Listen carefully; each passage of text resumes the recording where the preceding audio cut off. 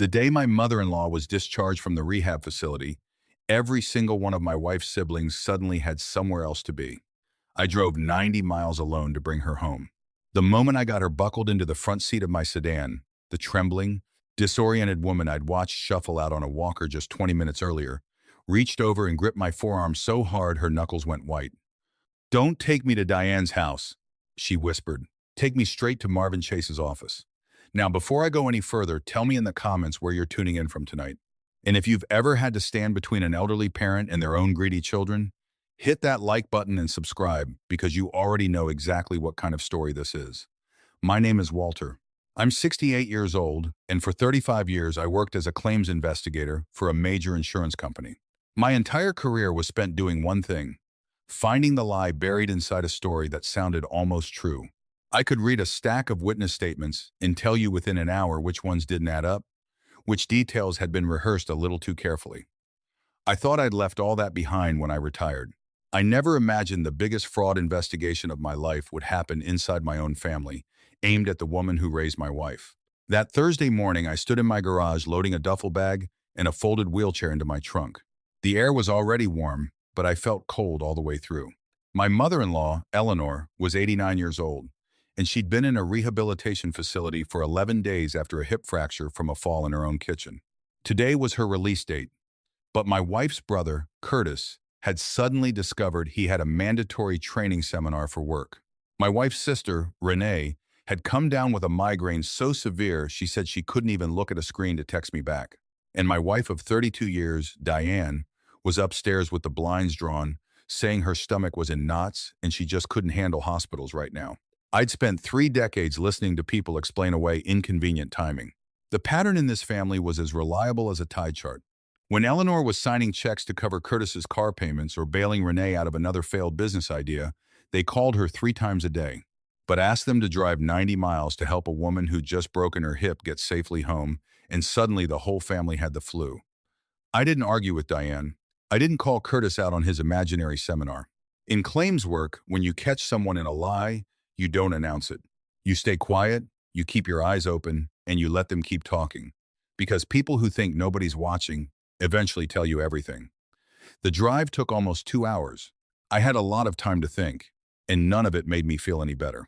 When I walked into Cedar Hollow Rehabilitation Center, the smell of antiseptic and overcooked vegetables hit me the way it always does in those places. I found Eleanor in a wheelchair near the nurse's station, a folder of discharge papers in her lap, a thin cardigan pulled tight around her shoulders. She looked smaller than I remembered, frailer. But when she looked up at me, her eyes were sharp as tacks. There was nothing foggy about that gaze. A nurse named Priya handed me a clipboard. "You must be Walter," she said, sounding relieved.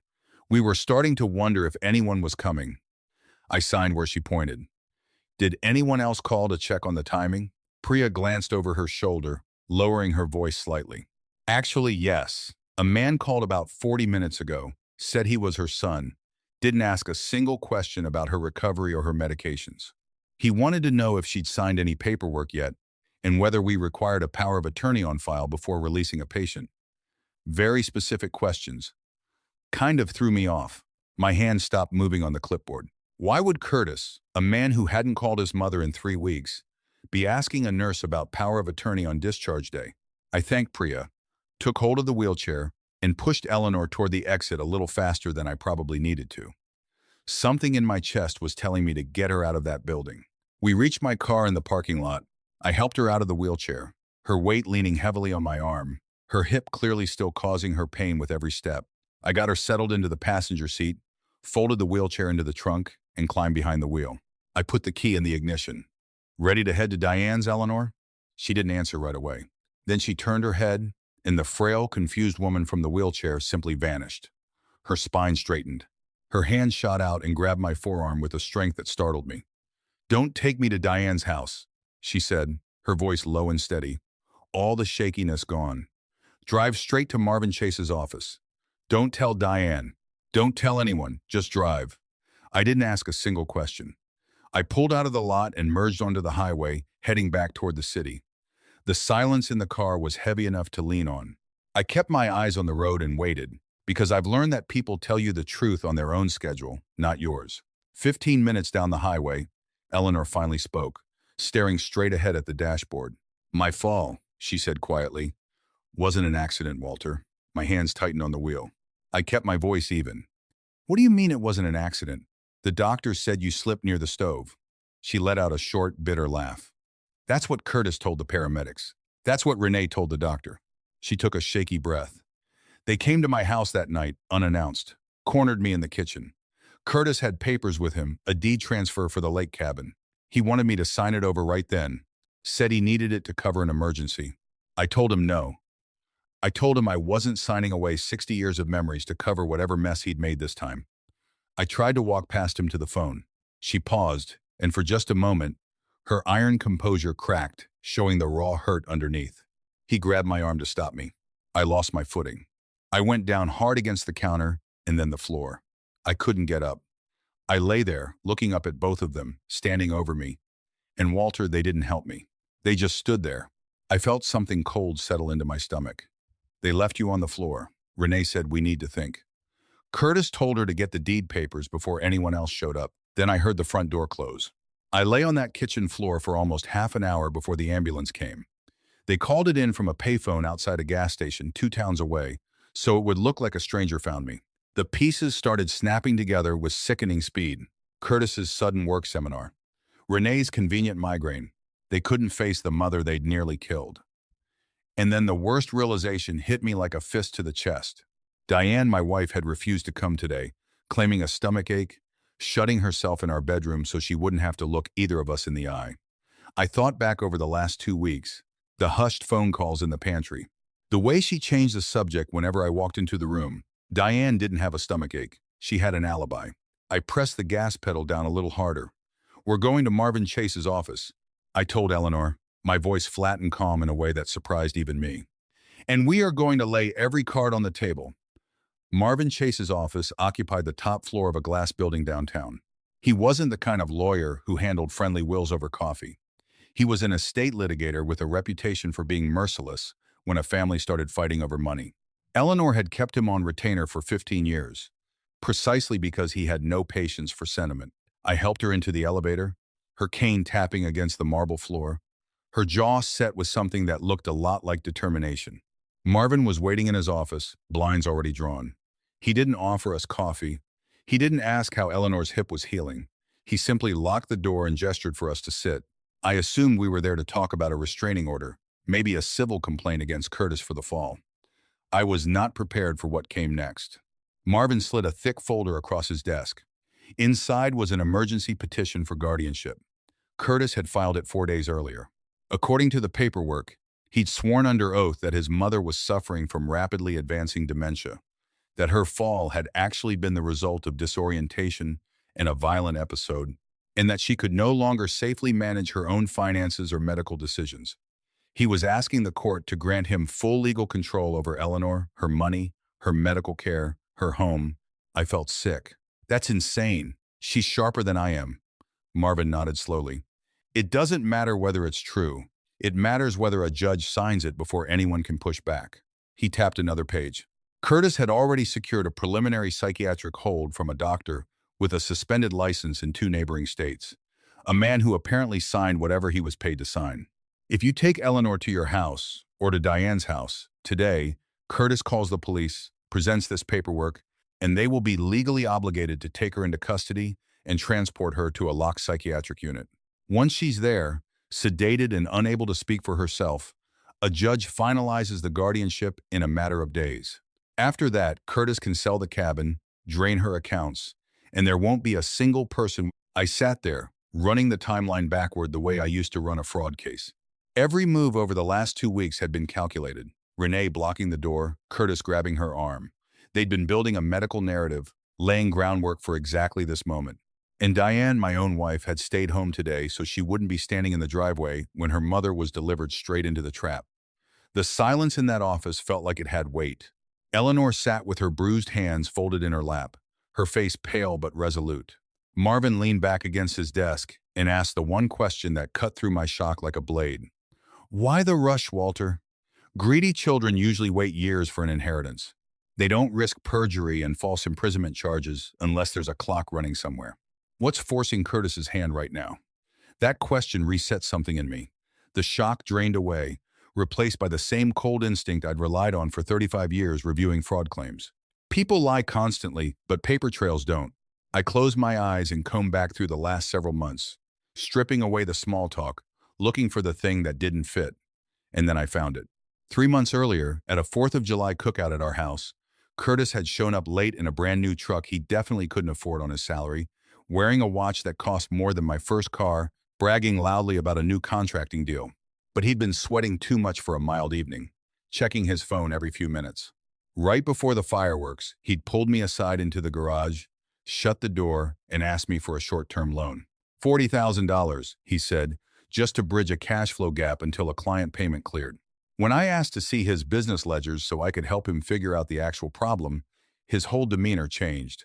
He snapped at me, told me he didn't need a lecture from a retired paper pusher, and left the party early. A cash flow hiccup is never just a hiccup. I opened my eyes and looked at Marvin.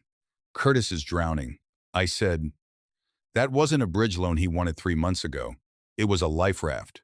And when I said no, he ran out of options. I turned to Eleanor. You could live another 15 years. Curtis doesn't have 15 years. He might not even have 6 months. Whoever he owes is breathing down his neck, and that cabin and the land around it is the only thing left in this family worth real money. Marvin nodded grimly. And that makes it the only thing standing between him and whoever's calling in that debt. I thought about Eleanor's 5 acres on Lake Marsh, land that developers had been circling for a decade, wanting to put up vacation condos. If Curtis got control of it, he wouldn't manage it. He'd liquidate it the same week the ink dried, pay off whatever hole he dug for himself, and Eleanor would be locked in a psychiatric ward with no voice left to object. We walked out of that office with one clear goal. Eleanor could not go anywhere near her own house, or mine, or Diane's. Curtis had the legal paperwork loaded and ready to turn any address into a trap. I needed to make her disappear completely until we could dismantle his petition. I drove across town to a quiet, extended-stay hotel tucked behind a business park, the kind of place traveling consultants use for a few weeks at a time. No shared lobby, no nosy neighbors. I left Eleanor resting in the locked car while I went inside and paid for a week in cash. When the clerk asked for a name, I gave him one that wasn't hers, Margaret Fenwick, my late aunt's name, the first thing that came to mind. Curtis could search every hotel registry in the county and never find her. I got Eleanor settled into a deep recliner by the window, stocked the little kitchenette with soft foods and herbal tea, and sat down across from her. You're safe here, I told her. No one knows this place exists. Marvin's working on the legal side, and I'm going to handle everything else. Just rest. She looked at me with a gratitude so deep it was almost painful to witness, and underneath it, a grief that had nowhere to go. Thank you, Walter, she whispered. But what happens now? That was the question that kept me up that night. I couldn't stay hidden with her if I vanished too. Curtis would know something was wrong and escalate immediately. I had to go home, walk through my own front door, and look my wife in the eye like nothing had happened. The drive back felt endless. I rehearsed the lie I'd tell Diane, trying to smooth every trace of anger out of my voice. 2 miles from the house, my phone buzzed in the cup holder. It was Diane. I let it ring twice before I answered. Walter, where are you? She said, her voice tight and breathless. Where's my mother? The facility said she was discharged hours ago, and you haven't texted me back. I could hear the performance in it, the fear pitched just a little too high. The underlying impatience of someone worried the delivery hadn't gone as planned. I decided right there to run a test. I needed proof before I threw away 32 years of marriage on a suspicion. Sorry, I said, letting my voice sound tired and confused. Didn't want to bother you with your stomach acting up. Your mom got dizzy on the drive, so I didn't think it was smart to bring her all the way home tonight. There was a beat of silence, too long a beat. Where did you take her? Diane asked, and the sympathy in her voice had gone sharp. Riverside Urgent Care, over on 5th Street. They've got her resting. Just want to keep an eye on her blood pressure for a couple hours. I'm grabbing coffee across the street. You should have called me the second this happened, she said, recovering her worried wife tone. I'll stay put and rest. Just keep me posted. And don't move her without telling me first. She hung up. I made a U-turn immediately and drove to Riverside Urgent Care. The building was dark, closed for the night, the lot empty and lit by a single flickering street lamp. I parked across the street behind a shuttered dry cleaner, killed my headlights, and waited. I prayed I was wrong about all of it. 19 minutes later, a pickup truck came screeching around the corner and swerved into the lot, parking crookedly across two spaces. Curtis got out, still in his work clothes, clutching a thick folder, and ran to the locked front doors, yanking on the handles, pounding his fist against the glass when they didn't open. He paced under the streetlight, pulled out his phone, and started dialing. My own phone stayed silent. He wasn't calling me. He was calling Diane, telling her the delivery had gone wrong. I sat in the dark and let the last shred of doubt burn away. Diane had taken my lie and handed it straight to her brother inside of 60 seconds. 32 years of marriage evaporated in that cold, dark cab. She wasn't a bystander, she was an informant. I drove home and let myself in quietly. Diane was on the couch in her robe, a mug of tea in front of her, the lights dimmed to sell the headache story. She jumped up when she saw me, her face arranged into perfect concern, asking what took so long, asking about her mother. I told her the flat, tired version of the lie. The doctors wanted to keep Eleanor overnight for observation. Her blood pressure had spiked. We'd pick her up tomorrow afternoon. The relief on Diane's face was immediate and genuine, because it meant her brother had another day to finish securing his guardianship. We went to bed an hour later. I lay awake listening to her breathing settle into sleep, and at 2 in the morning, I slid out from under the covers and walked barefoot down the hall to her home office. She'd used the same password for everything since 2004, our anniversary, followed by her mother's old zip code. I plugged in the encrypted drive I still kept from my investigator days and let the recovery software run. Within minutes, it flagged a pattern of withdrawals from our joint retirement account, starting 5 months earlier. 8,000 in March, 12 in April, another 15 in May.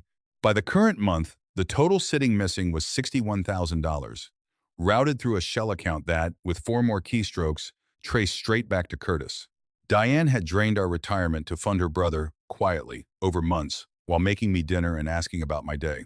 But $61,000 wasn't nearly enough to explain a man willing to kidnap his own mother over a piece of land. I dug into her deleted files and found a folder labeled Insurance, packed with scanned documents. The first was a letter from a bank threatening foreclosure on Curtis's contracting business. The second was a collections notice from a construction supplier for $240,000 in unpaid materials. The third was a letter from a criminal defense attorney warning Curtis that his business partner had already filed fraud charges against him for falsifying project invoices, and that the only way to avoid prosecution was a full settlement, due within 30 days, totaling just over $1.4 million. The whole design crystallized at once. The $61,000 Diane stole from us was just the retainer to keep that defense attorney working. It was never going to save Curtis's business. It was buying him time while he found a way to raise real money. And there was exactly one asset in this family worth that kind of cash. 5 acres of lakefront that developers had been begging to buy for a decade. Diane knew everything. She'd looked at her brother facing a fraud indictment, looked at her mother who had raised her, and chosen her brother. I unplugged the drive, slipped it back into my robe pocket, and sat in the dark a long moment before walking back to bed. When you understand exactly how your enemy operates, the anger stops burning hot and turns into something colder and far more useful. I didn't sleep. At 8:15 the next morning, someone knocked hard on our front door. 3 times. The kind of knock that isn't a neighbor. I opened it to find a young police officer on the porch, and standing behind him, Curtis and Renee. Curtis looked like he hadn't slept either. Hollow-eyed, wrinkled shirt, holding a crumpled stack of papers. "Are you Walter?" the officer asked. "I am." Curtis pushed forward before the officer could say anything else. "Where's my mother? What did you do with her?" The officer stepped between us. "Sir, back up. Let me handle this." He turned to me, his tone professional. "Your brother-in-law has filed a missing person report and a preliminary guardianship order. He states his mother was released into your care yesterday and hasn't been seen since, and that she's suffering from severe cognitive decline requiring immediate evaluation." Behind me, I heard footsteps on the stairs. Diane appeared in the doorway, cinching her robe, her face a mask of confusion. "Walter, what's going on? Curtis, why are the police here?" "He took Mom and hit her," Curtis said, turning to his sister with wide, desperate eyes. "We have the court order. We need to take custody of her right now before he gets her hurt." Diane gasped, covered her mouth, turned to me with glistening eyes. "Walter, tell them where my mother is, please." It was a flawless performance, and if I hadn't spent the previous night reading her deleted files, I'd have believed every second of it. I looked at the officer, not raising my voice. My mother-in-law is completely safe. She's in a secure location because she's terrified of the two people standing on my porch. He's holding her hostage, Curtis snapped, waving his papers. I demand you search this house. The officer looked between us. Sir, if you're harboring a vulnerable adult against a legal medical order, that's a felony. I'll need to come in and look. I stepped back and opened the door the rest of the way. Come in. You won't find her upstairs, but there's something you need to see first. I picked up the tablet from the coffee table, already synced with Marvin's secure server, and handed it to the officer. On the screen, Eleanor sat in Marvin's office, stated her full name, her birth date, that day's date, and declared clearly without hesitation that she was of sound mind, that her son and daughter had assaulted her in her own kitchen and left her injured on the floor, and that she was formally requesting a restraining order against Curtis. The color drained out of Curtis's face. He lunged for the tablet, shouting that it was staged, that I'd coached her. The officer put a hand up and stopped him cold.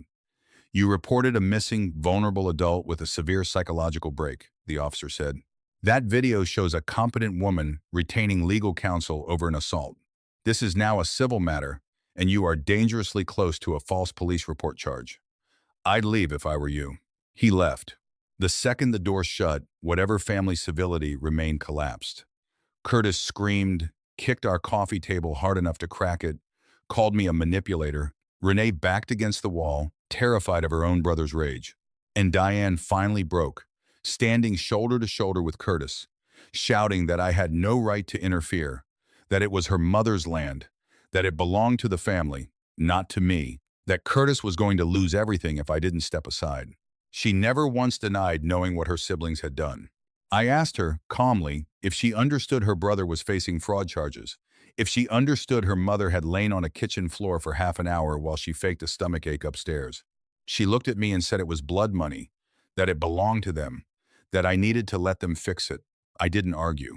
I walked upstairs, packed a suitcase without folding a single shirt, grabbed my passport and the encrypted drive, and walked back down past my wife of 32 years without a word. I drove straight to the hotel. Marvin was already there when I arrived, laptop open at the small dining table, Eleanor resting in her recliner, looking calmer than she had in days. He looked up, saw the suitcase, and understood everything without asking. We have a problem, he said. That psychiatric hold is still floating out there. Curtis is desperate enough to find another judge willing to sign a warrant if we don't neutralize it. Over the next several hours, that hotel suite turned into a small medical clinic. Marvin brought in 3 independent, board-certified geriatric specialists, including the head of neurology at the regional university, to evaluate Eleanor one at a time. I paced the living room while they ran her through memory tests, spatial reasoning, executive function questions, worried that the stress of the last 2 days might make even a sharp woman stumble. She didn't. The final doctor came out just after noon, a stern woman with silver hair, and told us plainly that Eleanor's cognitive function was exceptional for her age, that she recounted the assault with perfect clarity, and that she fully understood the legal stakes of her situation. All 3 doctors signed sworn affidavits. Marvin slid them into his briefcase with visible satisfaction. The fraudulent Dr. Curtis paid off is finished, he said. I'm forwarding these straight to the state medical board. He'll lose his license by the end of the month. Late that afternoon, I drove to a grocery store across town to pick up supplies, choosing a location with a sprawling lot where it was easy to disappear. I was loading bags into my trunk when a heavy diesel truck came around the corner too fast and swerved to a stop, blocking me in against a concrete median. The driver was Dennis Whitfield, Renee's husband, a contractor who cut corners for a living. He got out already, flushed with anger, stomped over, and got in my face. Where's the old woman, Walter? You think you're smart? Renee's a wreck. Curtis is losing his mind. Tell me where you stashed her. I said nothing. My silence only made him angrier. He slammed a hand flat against my window, leaning his weight toward me. You don't understand what's happening. Curtis put my company up as collateral on one of his loans. If that land doesn't sell by the end of the month, the bank takes my trucks, my house, everything. You need to stop playing hero and hand her over before somebody gets hurt. It was a threat, plain as day. And it told me something Marvin needed to know. Curtis had dragged Renee and Dennis down with him too. The whole family was chained to his sinking ship. I let my eyes flick past his shoulder to the dashboard, where my dash camera's red light blinked steadily, microphone catching every word. "Are you finished, Dennis?" I asked, my voice completely level. He blinked, thrown by my calm, sneered, told me I'd been warned, and peeled out of the lot.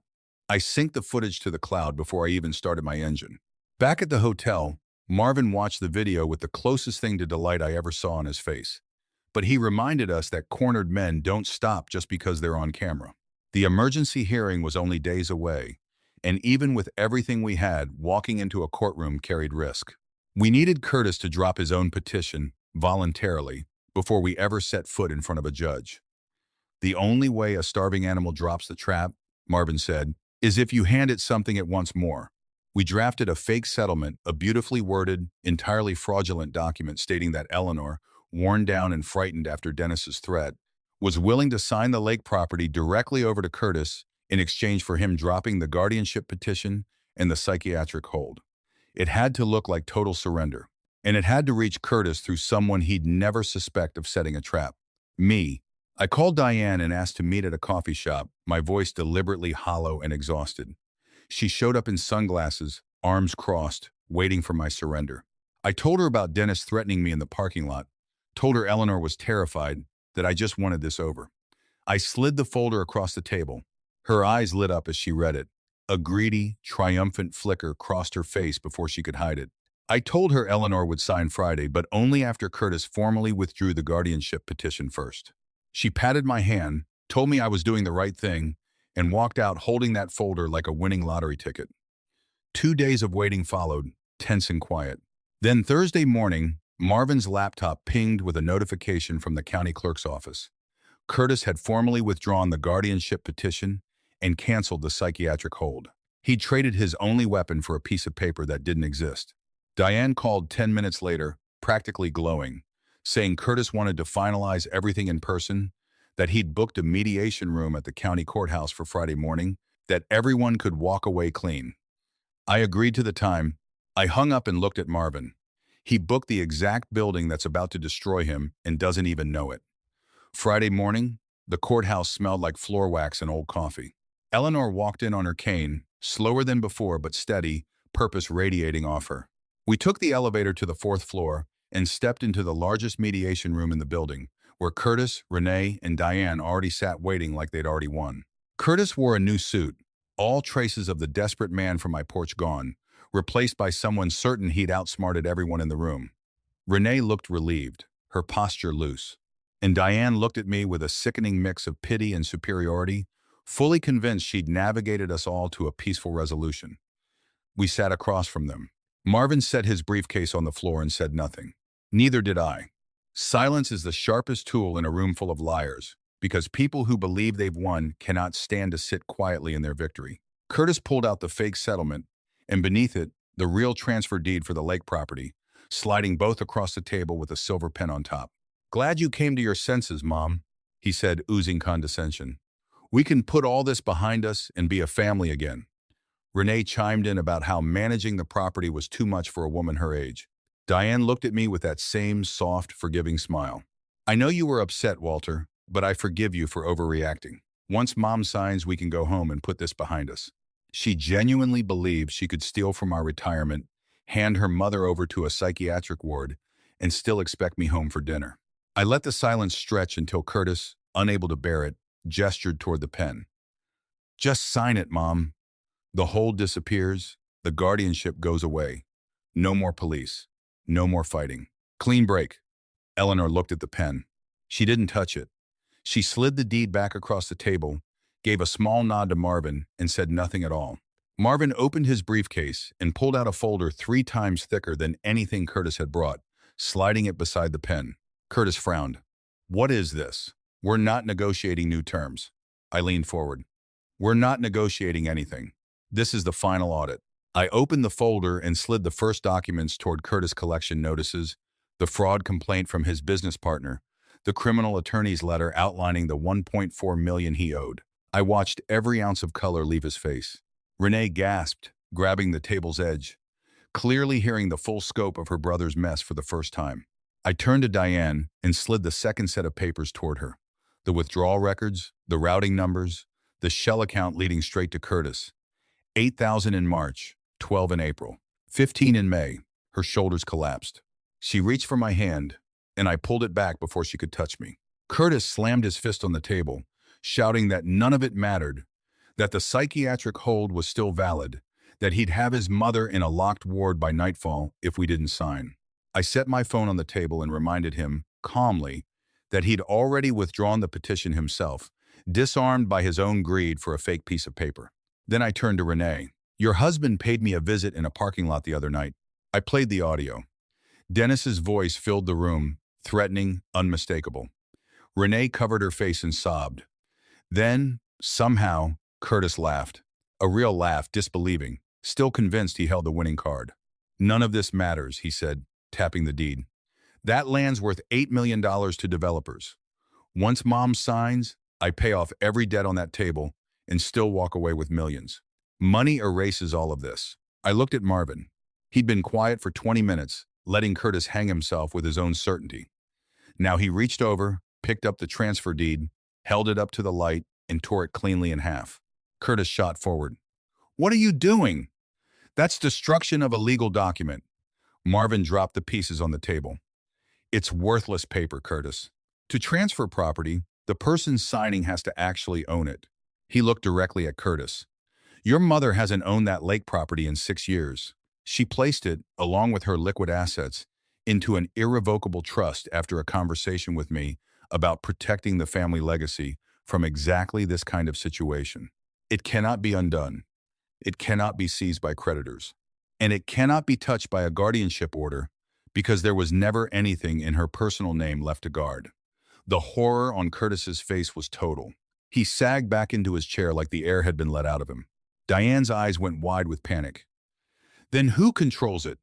Who has authority over the trust? Marvin looked at me, then back at her. An irrevocable trust requires a sole trustee, someone with a spotless financial background, someone who understands complex accounting, someone who can't be pressured by family. I folded my hands on the table. That's me. I'm the sole trustee. I control every square foot of that property, and I am never selling an inch of it to save any of you. The room went dead silent. Curtis put his face in his hands. Marvin wasn't finished. He pulled out a plain white envelope and told them the dashcam footage, the falsified medical hold, and the perjury on the guardianship filing had already been forwarded to the district attorney's office, and that state investigators were reviewing it for elder abuse and criminal intimidation charges. Renee let out a broken gasp, realizing her husband was now facing charges too, dragged down by errands he'd run for her brother. I turned to Diane last. I pulled out the folded papers from my jacket and slid them across to her. Divorce filing, I said quietly. There's a civil suit attached to recover the $61,000 you took from our retirement. Every transfer is documented. There's no defense for it. She broke down completely, reaching for my hands, begging me to understand that family protects family. I told her she'd lost the right to that word the moment she let her mother lie on a kitchen floor while she faked an illness upstairs. That was when the last thread holding the three of them together snapped.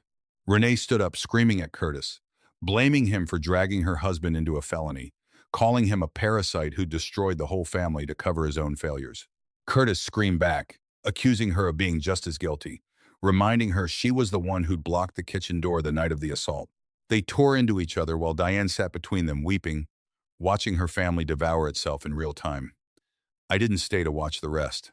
I stood, offered my arm to Eleanor, and we walked out of that room together, leaving the shouting behind the heavy door. The courthouse hallway was quiet, almost peaceful by comparison. We walked out into a bright, ordinary morning, and I helped her into my car. You did wonderfully, I told her as I started the engine. She looked out the windshield, a small, tired smile finally reaching her eyes. Do you think we could stop somewhere for a decent cup of coffee and a slice of pie? I told her I knew exactly the place. We're raised to believe family is unbreakable simply because of blood, that we owe endless forgiveness to anyone who shares our last name. But the hardest lesson I ever learned is that blood only makes you relatives. Loyalty, honesty, and genuine care are what make you a family.